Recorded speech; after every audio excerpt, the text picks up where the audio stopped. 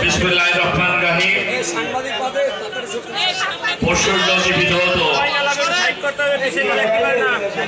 বাংলাদেশের দ্বিতীয় সমুদ্র বন্দর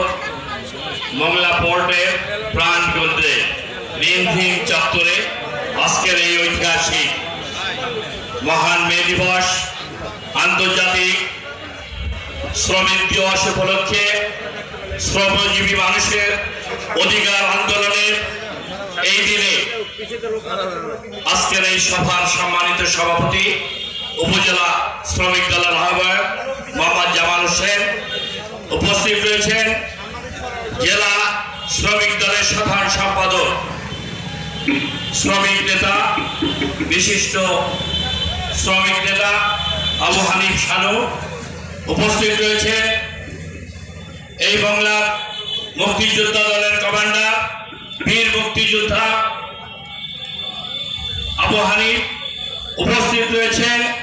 সাবেক কমিশনার, সাবেক ছাত্র নেতা, যুব নেতা এই মংলা পৌর বিশিষ্ট জননেতা জনাব ইমরান হোসেন, উপস্থিত রয়েছেন পৌর বিএনপির নেতা নন্দিত জননেতা